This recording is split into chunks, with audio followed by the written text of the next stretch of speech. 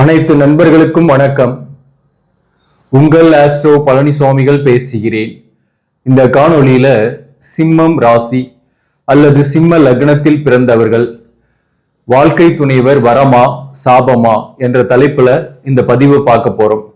இந்த சிம்ம லக்னம் என்பது காலபுருஷ தத்துவத்தின் 5ஆம் பாவகம். இந்த வீட்டின் அதிபதி சூரியன். சிம்ம ராசி அல்லது சிம்ம லக்னத்தில் பிறந்தவங்க ஒரு பிராட் மைண்ட் இருக்கும், கோபம் இருக்கும், ஆளுமை திறன் இருக்கும், தலைமை பண்பு இருக்கும், மற்றவங்களுக்கு உதவக்கூடிய எண்ணங்களும் நிறையவே இருக்கும். வாக்கால் பிழைக்கக்கூடிய தொழில், ஆசிரியர் பணி, சேல்ஸ் அண்ட் மார்க்கெட்டிங், கம்ப்யூட்டர், இந்த துறைகளில் மிகப்பெரிய வெற்றியை தொடக்கூடியவர்கள். இப்போ இந்த சிம்ம லக்னத்துக்கு வரக்கூடிய வாழ்க்கை துணைவர் வரமா சாபமானாக்க, வரமும் வாழ்க்கை துணைவர் தான், சாபமும் வாழ்க்கை துணைவர் தான். ஆவதும் பெண்ணாலே அழிவதும் பெண்ணாலே என்ன, அது சிம்ம ராசி அல்லது சிம்ம லக்னத்தில் பிறந்தவங்களுக்கு நிறையவே பொருந்தும். பொதுவாகவே பார்த்தீங்கன்னாக்க சிம்ம லக்னம் அல்லது சிம்ம ராசியில வரவங்களுக்கு பெரும்பாலும் காதல் திருமணம் ஏற்படக்கூடிய வாய்ப்புகள் அதிகம். அதுவும் பார்த்தீங்கன்னா இன்டர் கேசட்ல அல்லது வேற மொழி, வேற மதம், அல்லது ஏதோ ஒரு வகையில வயது வித்தியாசம் கூடுதலாக அல்லது குறைவாக, இவர்களை விட சற்று தகுதியில் குறைந்த இப்படிப்பட்ட ஒரு இன்டர் கேசட் மேரேஜ் ஆகிறதுக்கு இவங்களுக்கு நிறையவே உண்டு. அது சீக்கிரமா மேரேஜ் ஆயிடுதுனாக்க காதல் திருமணமாக ஆகிடும். அது மேக்சிமம் இந்த சிம்ம ராசியா இருக்கீங்கன்னாக்க மேக்சிமம் லவ் மேரேஜ் ஆகிறதுக்கு நிறைய சான்சஸ் இருக்கு. அதுவும் பூரம் நட்சத்திரம் அதாவது மகம் நட்சத்திரத்தில் பிறந்தவங்களுக்கு காதல் திருமணம் ஏற்படுறதுக்கான வாய்ப்புகள் அதிகம். சீக்கிரமா கல்யாணம்னாக்க அது காதல் திருமணமாக ஏற்படும். அதுல பொருத்தம் இருந்தா எந்த பிரச்சனையும் இல்லை, வாழ்க்கை நல்லா தான் போயிட்டு இருக்கோம். ஆனாலும் இவங்களுடைய வாழ்க்கை துணைவரை பொறுத்தவரையிலும் பிடிவாதம் இருக்கும். ஒரு விஷயத்த எடுத்துக்கிட்டாங்கன்னா அதுல நிறைய பிடிவாதமா இருக்கக்கூடியவர்களாக இருப்பாங்க. இவர்களுக்கு வரக்கூடிய வாழ்க்கை துணைவர் சற்று மெதுவாக புரிந்து கொள்வார் அல்லது செயல்படுவார். அதுவே சிம்ம ராசி அல்லது சிம்ம லக்னத்தில் பிறந்தவங்க எதுவுமே ஃபாஸ்டா இருக்கணும், வாழ்க்கையில வேகமா முன்னேறணும் அப்படின்ட்டு நினைக்கக்கூடியவங்க. கோபம், டென்ஷன் இருக்கும். இவரை போலவே உணர்ச்சி வசப்படக்கூடியவராக வரக்கூடிய வாழ்க்கை துணைவரும் இருப்பாரு. சில நேரங்கள்ல கொஞ்சம் விலகியே இருக்கக்கூடிய சூழ்நிலை ஏற்படும். வாழ்க்கையில ஒரு தற்காலிக பிரிவாவது ஏற்பட்டு நீங்கும். அது வேலை விஷயமா கூட இருக்கலாம். மேலும் இவங்க வரக்கூடிய வாழ்க்கை துணைவர் பொறுத்தவரையிலும் ஆதாயங்களும் உண்டு.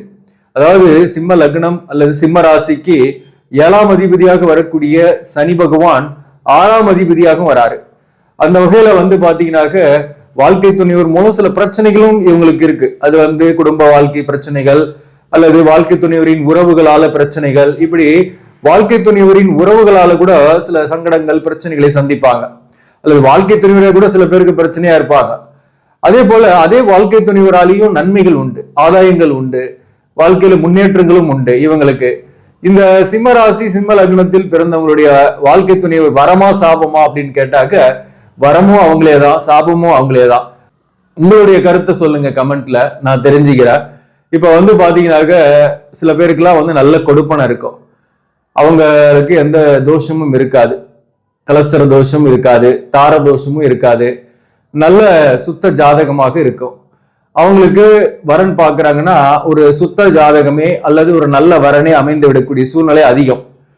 அவங்களுடைய திருமண வாழ்க்கை பெரிய அளவுக்கு காம்ப்ளிகேஷன் ஆகுறது இல்லை. இது ஒரு 70% பெருசா ஒன்றும் பாதிக்கிறது இல்லை. அதுல ஒரு சின்ன தற்காலிக பிரிவு ஏற்பட்டு நீங்க அல்லது மிஞ்சி போனாக ஒரு தொழில் காரணமாக வெளியூர்ல கொஞ்ச நாளும் இவங்க வாழ்க்கை துணை ஒரு கொஞ்ச நாளும் இருக்கக்கூடிய சூழ்நிலைகள் ஏற்படும். ஆனா பெரிய அளவுக்கு பிரச்சனை கிடையாது. ஒரு 70% பேருக்கு அவங்களுக்கு வாழ்க்கை துணைவர் வரம் தான். ஆனா ஒரு 30% பேர்களுக்கு பாத்தீங்கன்னாக்க கலசர தோஷமோ தார தோஷமோ இருக்கும். இப்ப கலசர தோஷம்னா என்ன அப்படின்னாக்க, இப்போ 6ஆம் அதிபதியும் சனிதான், 7ஆம் அதிபதியும் சனிதான். இந்த சனி பகவான் 7ஆம் பாவகத்துல இருக்கு, ஆட்சி பெற்று இருக்குன்னாக திருமணம் லேட் ஆகும். திருமணம் ஆன பின்னாடி நல்லாதான் லைஃப் போயிட்டு இருக்கும், எந்த பிரச்சனையும் கிடையாது. ஒரு தற்காலிக பிரிவு வேணா ஏற்பட்டு நீங்கும், வாழ்க்கை துணைவரால் ஆதாயம்லாம் இருக்கும். அதே சனி பகவான் 7ஆம் இடத்துல இருந்து வக்கரம் ஆயிட்டாரு, கலசர தோஷம். அப்ப என்ன ஆகும்னாக்க திருமண வாழ்க்கையில மறுமணம் ஏற்படக்கூடிய அளவுக்கு பிரச்சனைகளை சந்திக்கக்கூடிய சூழ்நிலை வரும். அது சீக்கிரமாக கூட காதல் திருமணமாக கூட ஆயிடும். காதல் திருமணம் என்பது இது நான் சொன்ன மாதிரி இன்டர் கேசட்ல வேற மொழி, மதம், அந்த மாதிரி கூட கல்யாணம் ஆயிட்டு அதுக்கப்புறம் பிரியக்கூடிய சூழ்நிலையை ஏற்படுத்தும். இதே சனி பகவானை பொறுத்தவரையிலும் இவங்களுக்கு மேஷத்துல இருக்குன்னு வச்சுங்களேன், 9ஆம் பாவகத்துல சனி இருக்கு, நீசம். அப்போ நீசமான என்ன ஆகும்? லேட் ஆகும் மேரேஜ். தாம்பத்திய வாழ்க்கையில மகிழ்ச்சி இல்லாமல் இருக்கும், தாம்பத்திய சுகம் கிடைப்பதில் தடைகள் இருக்கும். அதே சனி பகவான் வக்ரம் பெற்று 9ஆம் பாவகத்தில் இருக்காருன்னா நீசபங்கம். அப்படி நீசபங்கம் ஆனாலே இருதாரம் ஏற்படக்கூடிய வாய்ப்புகள் மிக அதிகம். அதே போல இந்த இடத்துல சனி இருந்து வக்ரம் ஆகல, வர்க்கோத்தமம் ஆயிருந்தா அதுவுமே நீசபங்கம். அப்படி நீசபங்கம் ஆனாலையும் இருதாரத்தை ஏற்படுத்தும். இந்த சனி இங்க இருந்து குரு பார்வையில் இருந்தாலையும் நீசபங்கம். அப்படி இருந்தா மேரேஜ் வந்து பாத்தீங்கன்னா கொஞ்சம் லேட்டா பண்ணி சரியான பொருத்தம் பண்ணிட்டாக்க ஒன்றும் பெரிய அளவுக்கு பாதிப்பு வராது. அவசரமா கல்யாணம் பண்ணாக அது இருதாரத்தை கூட ஏற்படுத்தும். ஸோ இந்த வகையில வந்து பார்க்கும்போது கலசர தோஷம் என்பது 7ஆம் அதிபதி கெடும் போது 7ஆம் பாவகத்துல ராகு கேது சம்பந்தப்பட்டு இருந்தாலும் அதுவும் ஒரு கலஸ்தரத்தை பாதிக்கக்கூடிய அம்சங்கள்.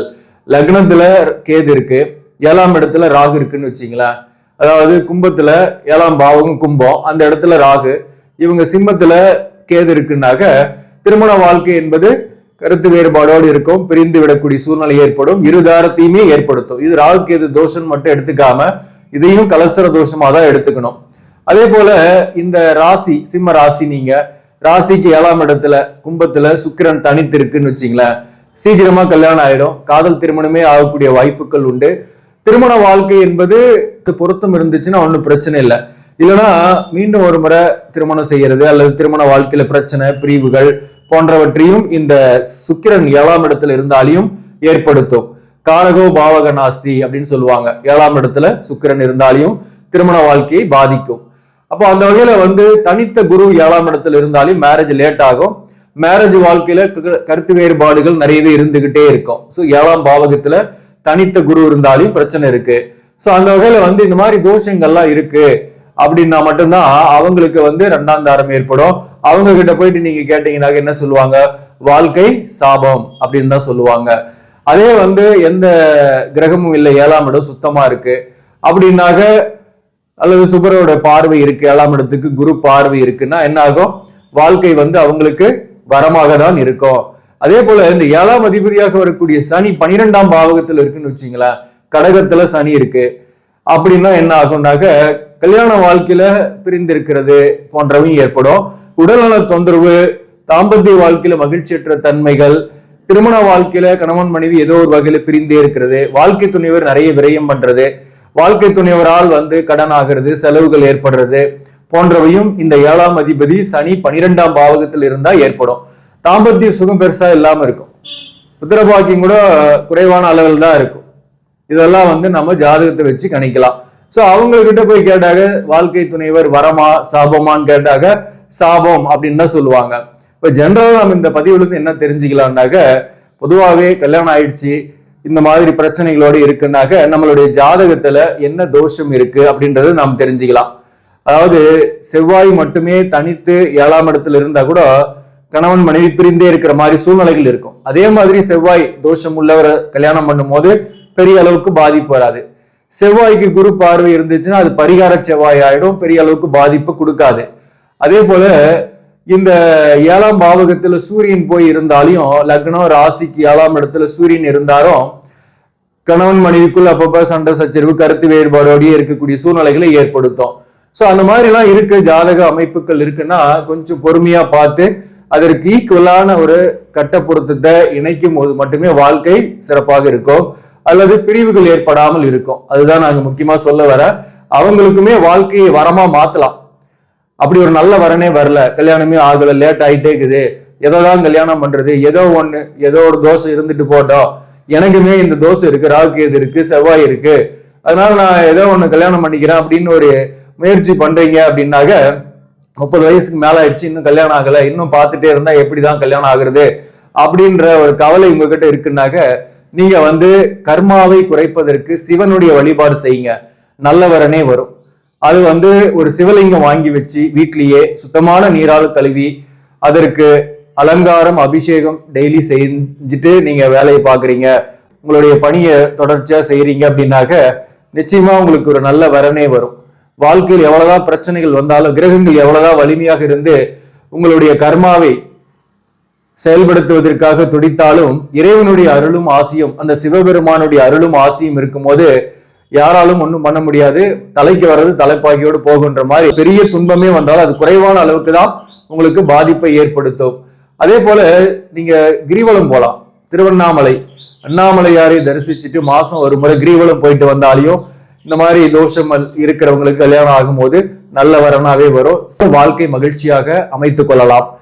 கலசர தோஷம் எனக்கும் இருக்கு, வாழ்க்கை துணையோருக்கு இருக்கு, நாங்க பிரிஞ்சிருக்கிறோம், நாங்க என்ன செய்யறது, எந்த பரிகாரம் செய்யறதுனாக்க உங்களுடைய ஜாதகத்துல இருவருக்குமே கலசர தோஷம் இருக்குன்னாக்க நீங்களுமே கூட சிவன் வழிபாடு 2 பேரும் சேர்ந்தே செய்யலாம். அப்படி 2 பேரும் சேர்ந்து மனமொத்து செய்றீங்கன்னாக்க அது உங்களுடைய தோஷத்தை நீக்கும். ஆனா பிரிந்து இருக்கும் போது எப்படி 2 பேரும் சேர்ந்து செய்ய முடியும்? அதனாலதான் 2 பேருக்குமே கலசர தோஷம் இருந்து அதை சேர்த்து வச்சாக பிரியக்கூடிய வாய்ப்புகள் அதிகம் அப்படின்னு நம்ம சொல்றது. சோ அப்படிப்பட்டவர்களுக்கு இறைவன் நல்ல ஒரு வழியை காட்டுவார் நீங்க சிவன் வழிபாடு செய்யும் போது. ஆக நண்பர்களே, இந்த பதிவு உங்களுக்கு பிடிச்சிருந்தாக லைக் பண்ணுங்க, இதை மற்றவர்களுக்கும் ஷேர் பண்ணுங்க. இன்னும் நம்ம சேனல்ல சப்ஸ்கிரைப் பண்ணாம பாக்குறவங்க சப்ஸ்கிரைப் பண்ணி கண்டினியூ பண்ணுங்க. இதன் மூலம் உங்களுக்கு ஒரு சரியான ஜோதிட தகவல்களும் ஆன்மீக தகவல்களும் கிடைக்கும். நன்றி, வணக்கம்.